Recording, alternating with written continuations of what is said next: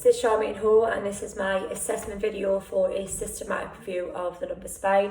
My client has filled in a health questionnaire prior to this assessment. He has no injuries or health problems, and he has given me full permission to video this assessment.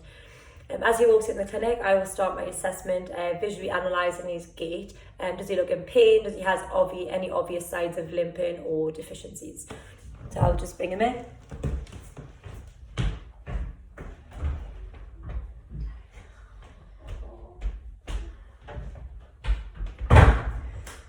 So, as my client walked in the clinic, he has no obvious signs of a limp or he doesn't look in pain. So I'll start my assessment by doing some posture analysis, which is turning around. So my posture analysis, I'm going to start at the posterior side. So I'm going to look at the level of his ears, and I'm taking my visual assessment down to his shoulders. And there's a very prominent crowing process, so I can visually see that if one side is higher than the other. I'm then going to have a look at the medial board of the scapula and just check, does he look like he has any sort of signs of a winged scapula. I will then visually look at the level of his hips. Does one side look higher than the other? I will then take my assessment down to the lower part of his body. Does he have any obvious signs of valgus or varus at the knee? And does he look like he's standing with one foot further forward than the other? I will then palpate. I will palpate the muscle bulk around the traps. Does one side seem like it has more muscle bulk than the other? I will then palpate around the shoulders, around the triceps, biceps, just feeling for any discrepancies within muscle bulk on those sides. I will then palpate the muscle bulk around the scapula, just feeling for any changes going around there. I'll then use my hands flat, place them on the iliac crest, and use a downward pressure to check the level of his hips. Does one side feel higher than the other? I will then palpate around the greater trochanter, so the muscles around the outside of the lateral thigh. A little palpate the hamstrings, palpate the calves, and then use 2 fingers under the soles of the foot to check for any high or low arch on one side than the other, or on both sides. So I'll then turn around and do a posture analysis on a side view. So I'll be checking for any obvious signs of chin poke, which is a discrepancy within the cervical spine. I will check for any obvious signs of kyphosis, which is an exaggerated curve of the thoracic spine. I will then check for any obvious signs of lordosis, which is an exaggerated curve of the lumbar spine. I then also visually check his ears, his shoulders, his elbows, hips, knees and ankles are roughly in alignment. So I will check this on both sides and compare both sides. So anterior view, I'm going to check the level of his eyes, the level of his ears, and also the levels of his shoulders. Again, palpating the traps, palpating along the clavicle just to see if they're roughly around about the same level. Palpating around the deltoids, the biceps, triceps, and also checking to see if his hands is turned in or turned out, or both turned in and both turned out. Again, using the flats of my hands, a downward pressure on his hips, just to check the level of his hips, or if one of my hands slides forward or slides further back, which could mean he has a rotation of his pelvis. I will then palpate the quads. Again, checking for muscle bulk around here. Palpating the patella, just check for any swelling, or if one seems higher or more lateral than the other. Checking on the tibialis anterior, and also placing 2 fingers under the soles of his foot from the front to check for arches, and then analysing his feet. Does one foot seem higher than the other? Okay, just turn you around. So after my initial posture analysis, I'm going to go to some active movements. So I'm going to look for flexion, extension, and then lateral flexion. So the flexion requires a hip hinge, so just going to get you to lean forward. If my client had any hip pathology, this may be a bit of a struggle, and he might arch his back. So that is something I will be looking out for. Other than that, I'm just going to get you lean forward as far as you can, so go touch your toes. I'm looking at the nice natural curve he has of his back, and also the muscle bulk. Does one side have more muscle bulk than the other? Does he have to hitch to lean forward? Okay, and then bring it up, and then place both hands at the bottom of your back, and then come back towards me. So I will then be looking for the line going up his spine, and also the muscle bulk either side. Does he have to hitch to come back, or is it a nice smooth motion? And then my last active movement would be just sliding your right hand down towards your knee, so lateral flexion. So I'm just going to make a mental note of how far down that leg gets, and also looking at the creases either side, and then other side. So again, looking at the creases and then the nice smooth line of your spine. Does it deviate off left or right? So after active movements, as long as they're not painful, I can then apply overpressure. So just hinge forward again. So as there was no pain or it didn't bring any concordant signs in the active flexion, I can apply a little bit of overpressure. So with this, I'm feeling for the end feel. Is it bouncy? Is it springy? Does it stop? Does it seem tight? So I'll make a note of what the end feel feels like. And then come up, go back into extension. I can also apply a little bit of pressure in extension, feeling for the end feel. And then left and right, slide down. So I can apply a little bit of overpressure here. And then this way. And apply overpressure. So things I'll be making a note of is, does it bring on any pain? What does the end feel like? And more importantly, does it bring on any concordant signs? If I did have any worries about facet joints of the back, I can use the Kemp test, which will be place your hand on your hamstring.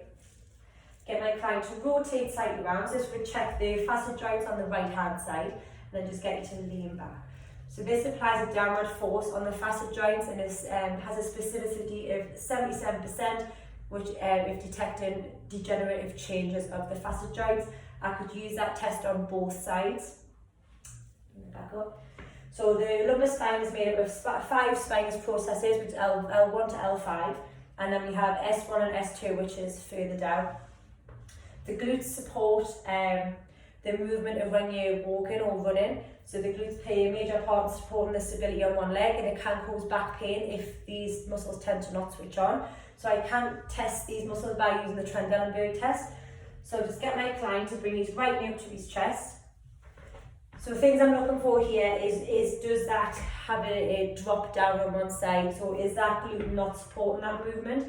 It is quite important to test on both sides because it's not always obvious what a positive sign can be unless you test both sides. So I'll just get my client to perform that same test on the other side. So the glutes do look like they're supporting his body. Again, it would be a little drop on that one side if we found that they weren't supporting them there. Alright, the stalk test. I will use my thumbs to palpate the PSIS, which is the 2 bony landmarks at the base of the back. We also have the ASIS, which is 2 bony landmarks at the front of the pelvis. The PSIS are slightly closer together, the ASIS are a little bit further apart, and then the 4 bony landmarks at the top of the pelvis. So palpate the PSIS on the right hand side, and then I'll also palpate the S2, which is slightly further down there. So this is the stalk test, and what I'm testing for with this is just to see how the pelvis is moving. And we do have to test both sides just to analyse if both sides are moving at the same. So I just palpate PSIS and then S2. And I'll just get you to bring your right knee up to your chest, please, Jeff. Bring your right knee up. And then place it down. Bring your right knee up again. And then place it down. Bring it up again. And place it down. So my hands tend to glide ever so slightly in a bit of a rocking motion on that side. If I was to test the other side and they didn't move the same way, I could then think that this left side could be a little bit stuck or vice versa. Some neurological tests I could use would be the slump test, just to check the sciatic nerve. So just place your bum on the end of there, please. So just come a bit forward, straighten your leg out, anyone. So I'm just going to get my client to straighten his leg and then bring his toes up towards him. So this puts the sciatic nerve on stretch. If this brought on his concordant signs, I probably wouldn't want to take the stretch any further. As this doesn't bring any signs of any pain, I'll just pop his chin to his chest and then ask him to lean forward. If this brought on his pain that he was having sort of sciatic pain, and if this replicated those symptoms, this would be a positive test, a slump test. So you do is apply a little bit of pressure, keep your leg up straight, your toes in, a little bit of pressure on there. Alright, further assessments would be dermatomes and myotomes for checking urology. So just get to line with your back.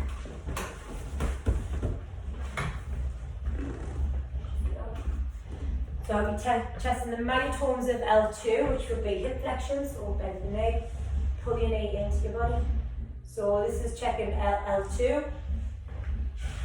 And then knee extension would be L3, so just asking him to contract his quads and push his leg up, straighten your leg down. L4 will be dorsiflexion, so just pull your toe in towards you.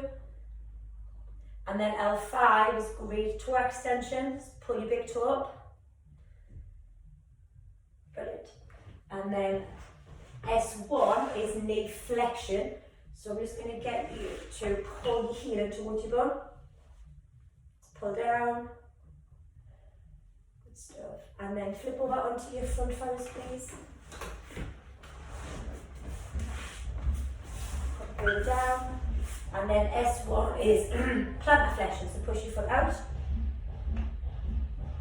So other ways to check plantar flexion, if you're in a standing position, you could just get your client to go on the toes. If you just turn around and have your back for us again, please.